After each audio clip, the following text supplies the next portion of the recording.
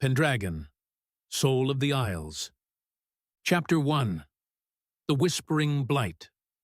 Before the Great Cataclysm, before the reality tears reshaped our world, Earth knew a golden age unlike any other.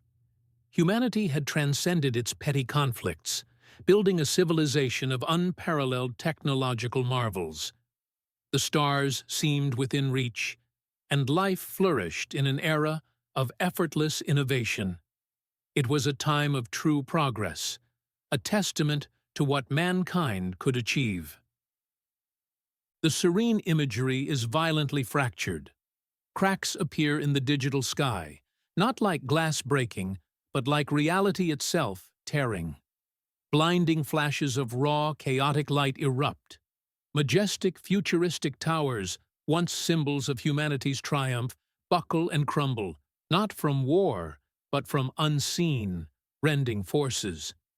Green landscapes contort and rip open, revealing glowing, pulsating energies of impossible colors. Monstrous, shadowy forms briefly flicker into view amidst the chaos, their features indistinct but terrifying. The sounds are of tearing fabric, roaring energy, and distant, incomprehensible screams. The shift is abrupt, absolute, and cataclysmic. Then, in the year 2100 CE, it ended. The Great Cataclysm struck. The earth veins, ancient conduits of magic, erupted, tearing the very fabric of reality.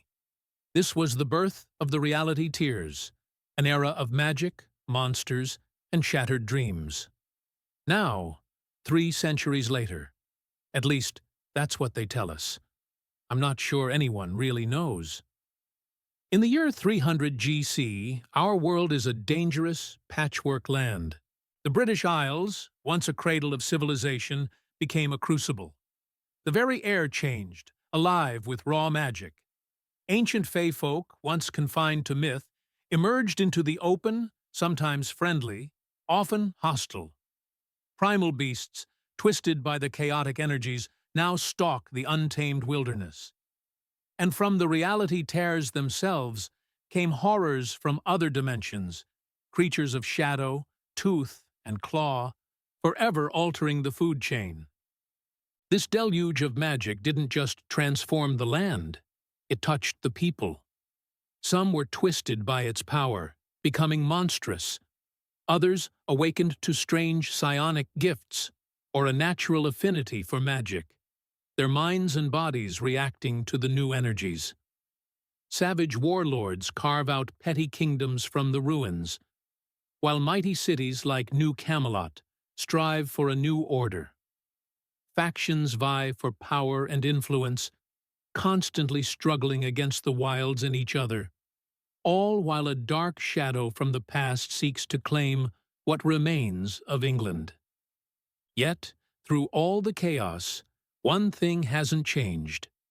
There are always those who choose to venture forth, seeking purpose, knowledge, or simply adventure in this strange new world.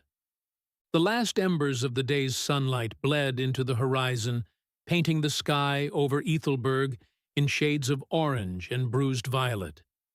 Down in the village square, nestled on the fringe of the Whisperwood forest, the harvest festival was in full, boisterous swing. Laughter mingled with the strum of a lute, the clatter of wooden plates, and the cheerful shouts of children chasing glowing fey lights.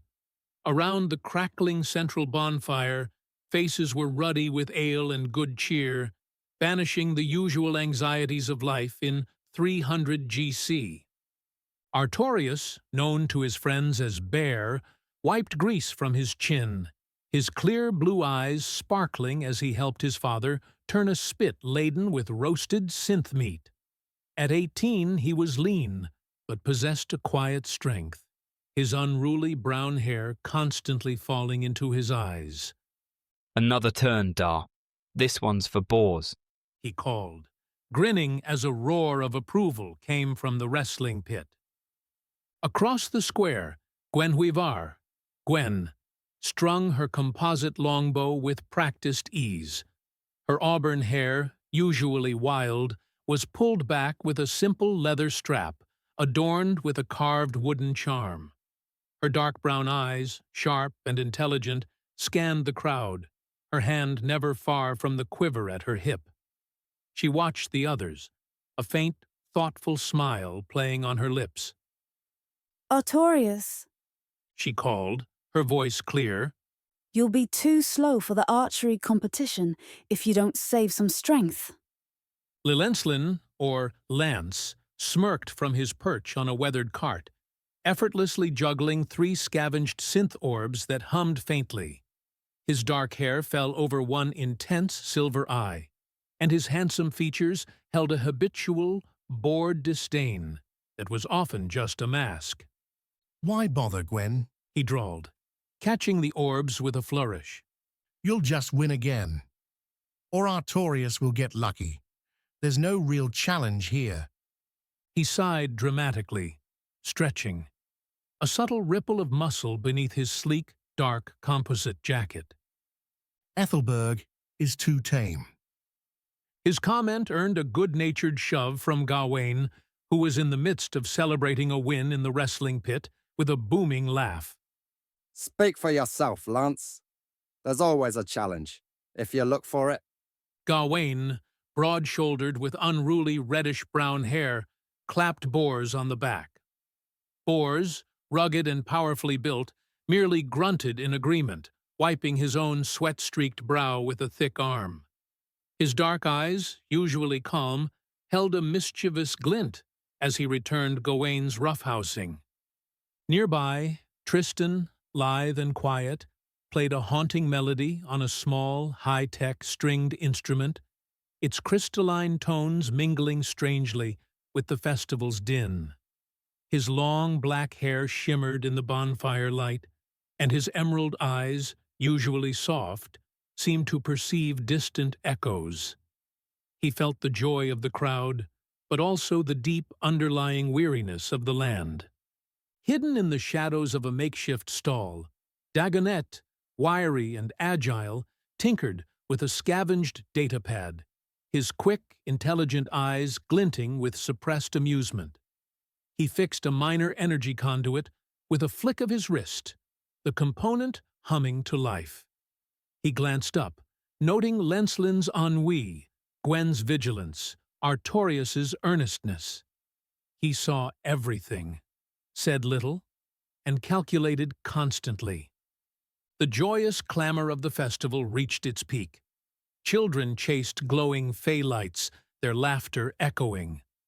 Llencelyn, for all his complaints, found himself caught up in an impromptu dancing circle, pulling a giggling village girl close. Gawain and Bors had moved to the mead barrels, challenging each other to drinking contests. Artorius and Gwen found themselves sitting near the sunken standing stones, listening to Elder Rian tell old tales of the Whisper Wood. Then the sky began to change. The vibrant twilight hues bled away, replaced by a deep, unnatural green-purple, spreading from the horizon with alarming speed. The wind died, leaving the air heavy and still. A low, resonant hum began, not from the earth veins, but from everywhere and nowhere, pressing in, vibrating deep in their bones. Laughter died on villagers' lips. The music faltered. "What? What is that?" a child whimpered. Elder Rian stood abruptly, her ancient face etched with dawning horror. "This is no natural primal surge," she whispered, her voice barely audible over the growing hum. This is wrong." The village tech, usually reliable, flickered wildly. Lanterns dimmed, glowing screens on datapads went dark, and the faint hum of Ethelberg's central solar generator died with a soft whine. Animals, tethered or wild, began to shriek, their eyes rolling in terror. Cows bellowed, their skin rippling strangely. Dogs howled, a sound of primal fear. From the edges of the Whisperwood forest, a chorus of guttural growls and snarls began, growing louder, closer. Then, the sunken standing stones began to weep. Not water, but a viscous, dark green ichor, thick and oily, oozed from their ancient surfaces. As it touched the ground, the earth itself shriveled and blackened, plants withering to dust in seconds. The hum intensified, becoming a piercing drone that threatened to split their skulls. And from the deepest shadows of the whisper wood, distorted by the eerie green light, figures emerged. They were not true beasts, not exactly. They were creatures of nightmare, familiar forms twisted into grotesques, wolves with too many snapping jaws, their fur replaced by chitinous plates that glowed faintly. Deer with skeletal limbs and razor-sharp antlers. Even some smaller fae, once mischievous sprites, now shrieked and clawed with needle-like fingers, their eyes burning with alien malice. They surged towards the village, driven by an unseen malevolent force. Panic erupted. Villagers screamed, scattering like leaves before a storm. Children cried, lost in the surging crowd. The festival, moments ago a haven of joy, became a battlefield. Artorius, standing near the stones, felt the hum intensify within his own skull. His hand went to his simple utility knife, but it felt hopelessly inadequate. He saw the villagers falling, caught by the mutated creatures. Fear, sharp and cold, seized him, but then a strange, undeniable surge of clarity. A voice, not in his ears but in his mind, whispered, "Defend, protect." His vision sharpened, colors becoming impossibly vivid, the movements of the attacking creatures almost in slow motion. He roared, an instinctual primal sound that cut through the cacophony. To me. We must defend the square. Gwen, already reaching for an arrow, moved with a speed that defied logic. Her fingers, usually steady, were now impossibly swift, notching, drawing, and releasing in a blur. Each arrow flew true, piercing the vulnerable points of the kittenous wolves with unerring precision. Her auburn hair whipped around her as she spun, her body a fluid, deadly dance. Take cover behind the market stalls, She yelled, her voice cutting through the panic, her sharp eyes already mapping the creature's approach.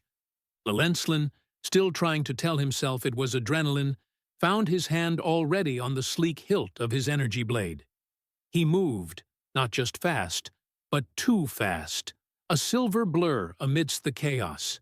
A creature lunged, impossibly quick, but Llencelyn was quicker, sidestepping with contemptuous ease, his blade flashing to dismember it with effortless grace. He moved like a dancer, each strike efficient, deadly, yet he couldn't shake the thrill mixed with the terrifying wonder. "They're too many," He called, his voice tight. Gawain, seeing a mutated boar charge towards a group of terrified children, let out a guttural roar that wasn't entirely human. His muscles swelled, his scavenged blade flashing, a crude but effective barrier. He met the boar head-on, his strength surging. He swung his blade, its edge glowing with a sudden, impossible energy, cleaving through the creature's mutated hide. Stand back! He bellowed, protecting the children, his usual good humor replaced by fierce, unyielding resolve. Boars, a bulwark of muscle and raw will, immediately positioned himself in front of Artorius and Gwen, his crude power hammer a shield against the onrushing tide. A monstrous, multi-limbed creature slammed into him with the force of a battering ram, but boars barely staggered. His skin, usually tough, now felt like hardened rock, deflecting the blow with impossible ease. He grunted, a primal sound, and swung his hammer, sending the creature reeling. His loyalty was absolute, his will unyielding. "They won't touch you, bear!" He rumbled. Dagonet, true to his nature, vanished. One moment he was by the stalls, the next a shadowy blur, melting into the deeper gloom between the buildings. He moved with a supernatural stealth, reappearing behind a corrupted Fae, disabling it with a swift, silent move of his ancient energy dagger before it could even shriek. He seemed to perceive the ebb and flow of the chaos, moving through it like water, disrupting the creature's attacks from unexpected angles. Tristan, overwhelmed by the psychic screams of the dying and the malevolent energies of the blight, stumbled, clutching his head. But amidst the cacophony, his heightened senses focused on a singular discordant note emanating from the ancient oak near the sunken stones. It wasn't a sound, but a feeling. A deep, resonant wrongness. A source. The tree, He gasped, pointing a trembling finger. it's coming from there. Artorius, his gaze snapped to the ancient oak. Tristan's words, combined with the incessant drumbeat of Myrddin's cryptic message in his mind, pulled him forward. He pushed past Bors, ignoring the chaos around him, drawn by an irresistible force. He reached the oak, its bark now visibly pulsating with the sickly green-purple light. Amidst its gnarled roots, glowing faintly despite the blight, lay a small, crystalline shard, humming. As Artorius instinctively reached for the shard, a blinding surge of pure, raw energy exploded outward from it, engulfing all 7 friends in a radiant, ethereal light. It pulsed through them like lightning, searing their senses, awakening something ancient and profound deep within their souls. Artorius felt an impossible power surge through his veins, his muscles swelling, his skin hardening, his mind expanding with battle insight. Beside him, Gwen felt her own body harden, her movements becoming preternaturally swift, her mind suddenly a storm of tactical brilliance. Llencelyn, already fast, became a blur, his speed truly blinding. Gawain's strength amplified beyond human limits, while Bors felt his body become an unyielding bulwark, shrugging off blows with impossible ease. Dagonet's form flickered, his senses sharpening, while Tristan, despite the pain, felt his empathy deepen, a clearer understanding of the land's suffering. The Blight's drone intensified in one last, desperate shriek, then abruptly faltered. The corrupted creatures hesitated, their malevolent eyes flickering in confusion, their unnatural energy visibly disrupted. Above the shard, the fleeting, shimmering holographic image formed, an ancient, golden-eyed figure, whose voice resonated directly in all their minds, clear as a bell amidst the receding chaos. The false king's shadow falls upon the true throne. Seek the Isle of the Ancients, where silence keeps watch. The light pulsed one last time, then the shard went inert, its glow fading. The Blight's drone died completely. The sickly green-purple sky receded, replaced by the deep normal twilight. The corrupted creatures, their malevolence seemingly fractured, turned and fled back into the Whisper Wood, leaving behind silence and wreckage.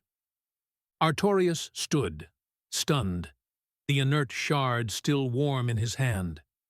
Confused, exhilarated, and profoundly shaken by the impossible message and the sudden, inexplicable powers that had surged through all of them, he turned to his friends. Battered but alive, they stared back, their faces a mixture of fear, wonder, and unspoken questions. Their simple village adventure had just become something far, far greater. The pale, uncertain light of dawn bled over Ethelberg, chasing away the last vestiges of the sickly green-purple sky. An unnatural silence pressed down, thick and heavy, punctuated only by the distant, nervous bleating of goats and the cautious shuffling of villagers. The hum that had vibrated through bone and earth last night had faded, but its residue lingered, a prickle on the skin, a metallic taste on the tongue. Fences were splintered, crops near the sunken standing stones lay withered and blackened, and the very ground around the ancient monoliths looked as if it had violently vomited a dark, viscous ichor, leaving the soil beneath dead and cracked. A few mutated creatures, a boar with glistening crimson eyes too large for its head, a wolf whose fur had hardened into rigid chitinous plates, lay dead, being eyed with a mix of fear and grim determination by the older villagers, while others were carefully contained, their mutated forms writhing. Artorius, Llencelyn, Gawain, Tristan, Bors, Dagonet, and Gwenhwyvar were gathered with Elder Rian and the other village elders near the blighted stones. Exhaustion etched lines on their young faces, but beneath it, a furious, bewildering energy still simmered. Whispers, sharp as flint, rose from the periphery of the gathered villagers. "Unnatural magic," an old woman muttered, clutching a worn amulet, her eyes darting to the seven friends, then to the corrupted earth. "Children of the earth veins, drawing the blight to us." Fear and a dawning, unwelcome awe warred in their gazes. Elder Rian, her face a roadmap of ancient worries and a strange, dawning recognition, held up a gnarled hand for silence. Her years as a warden of the life trees had given her insight into many strange phenomena, but this was different. This felt sentient, directed. The seven friends stood as a unit, a silent wall against the villagers' unease, each grappling with the impossible truth of what they had done, what they had become. Artorius, bare to his closest friends, stood at their center, the inert crystal shard still warm in his palm, a faint echo of the surging power.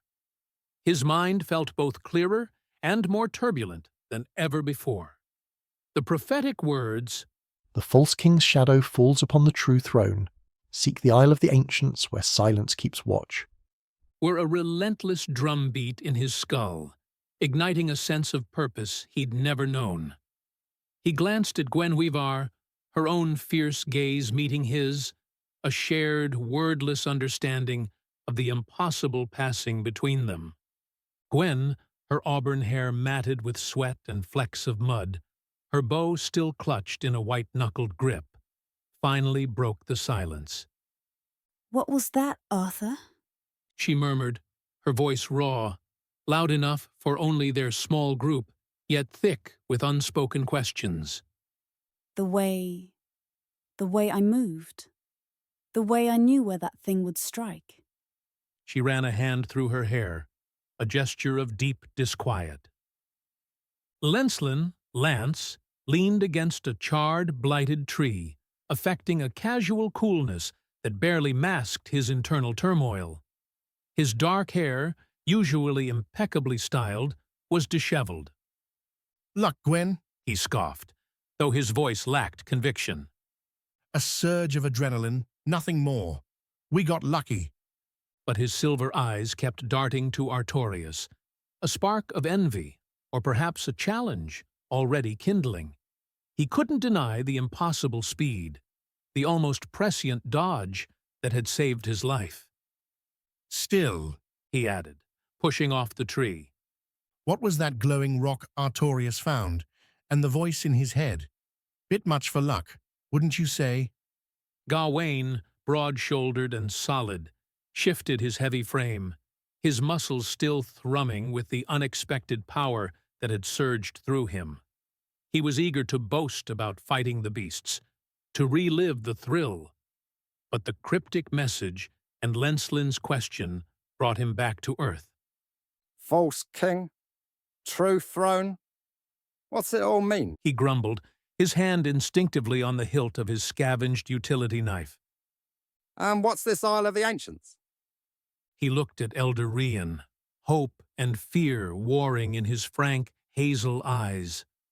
Bors merely grunted, his face grim, his gaze sweeping the now quiet horizon for any lingering threats. His hand rested on the hefty, crude power hammer slung across his back. He'd seen harsh things in the wilds, survived countless scrapes with creatures of tooth and claw, but never anything like the Blight. His protective instincts, usually a raw, physical force, now felt deeper. The ease with which he had shrugged off a blow that would have shattered an ordinary man's ribs unnerved him. Didn't feel right. He muttered, his gruff voice surprisingly quiet. Not just a beast. Something twisted.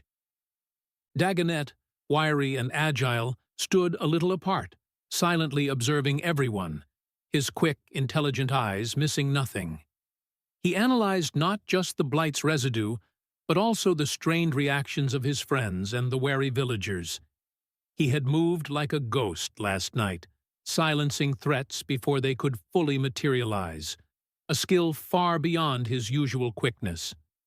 He ran a finger over a flickering piece of salvaged tech in his pouch, a small communicator unit stubbornly refusing to reconnect to the village network. He was the most pragmatic, least outwardly phased, but his intense curiosity burned behind his stoic demeanor. Tristan, lithe and ethereal, looked almost green. His deep emerald eyes were haunted. He'd barely raised a weapon, but the psychic echoes of the Blight's corruption, the sheer agony of the mutated creatures, had flooded his senses. He felt the discordant energies left behind, a malevolent wrongness that went beyond any natural disaster, making his newfound heightened empathy a profound burden. The land, it groans. He whispered, his voice faint. The pain, it's everywhere. Elder Rian, her gaze sweeping over their young, bewildered faces, finally settled on Artorius and the crystal shard he held. This was no primal surge, no natural blight. She stated, her voice ancient and resolute, echoing with the wisdom of the great life trees. There is a malevolence behind this, a cold calculation. We Wardens have long spoken of a growing darkness, a shadow over the true magic of the Isles, but never like this. The cryptic message Artorius repeated. The false king's shadow falls upon the true throne. Seek the Isle of the Ancients, where silence keeps watch. Finally brought a flicker of deeper recognition to her eyes, though she didn't fully grasp its meaning. The Isle of the Ancients, she murmured, her gaze drawn to the distant, hazy western horizon. an old myth, a sacred forgotten place far to the west, said to house the heart of an ancient great life tree, now known only through whispered tales and ancient maps no one believes. The other elders shifted nervously, glancing at each other. The journey to the Isle of Man was perilous, through monster-filled wilds and possibly hostile territories of the colossal kin wastes, or even the increasingly watchful Laigard Knights from New Camelot. Sending these children, it was madness. Artorius straightened, his shoulders squaring. A profound, unwavering conviction had solidified in his heart. The words, they mean something. Something big. And whatever it is, it's connected to us, He declared, his voice gaining an unexpected resonance that silenced even the nervous whispers of the villagers. We can't ignore it. This blight wasn't just on our village. It's a warning. If we don't seek these answers, what happened here, it will happen again. Everywhere. Gwen immediately stepped forward, her bow gripped firmly, her auburn hair catching the pale dawn light, her gaze resolute. Then we go, Arthur. We've always faced things together, no matter what comes. Her loyalty, despite the fear, was absolute, mirroring his resolve. Llencelyn, after a moment of internal debate, pushed off the tree, his competitive spirit overriding his caution. Fine, He conceded, a glint in his eye. but if this is just some fool's errand, Artorius, a wild goose chase through the wilds, you owe me a lifetime supply of genuine pre-cataclysm synth ale. His bravado masked a deeper desire for purpose, a need to test this strange new power within him. Gawain grinned, drawing his scavenged blade with a flourish. Good. I hate sitting around anyway. Let's find some answers. Bors nodded grimly, positioning himself protectively near Artorius, his hand instinctively resting on his crude hammer.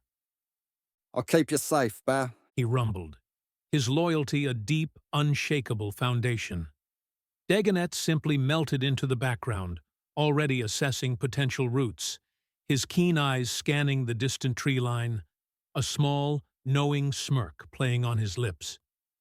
Tristan, though pale and trembling slightly, stepped forward, a new resolve hardening his features.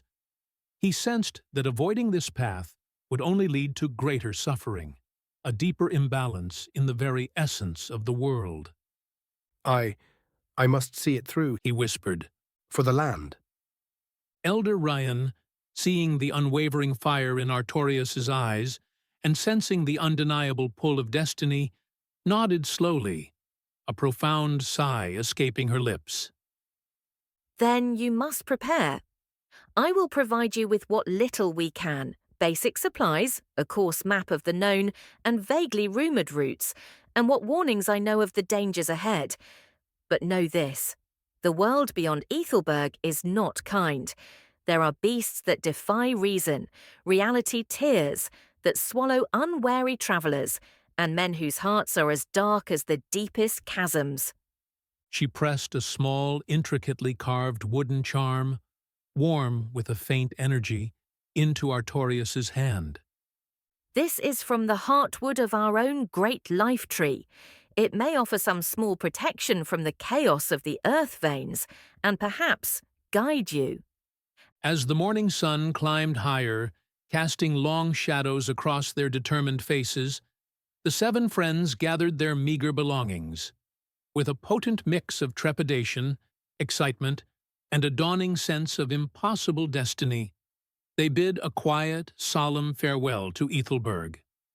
Their path lay east, towards the perilous wilds, their eyes set on the distant mythical Isle of the Ancients. Their very first challenge would simply be to survive the untamed, monster-filled landscape of the Reality Tears world, a journey far longer and more dangerous than any village adventure they could have imagined. The End, Chapter 1.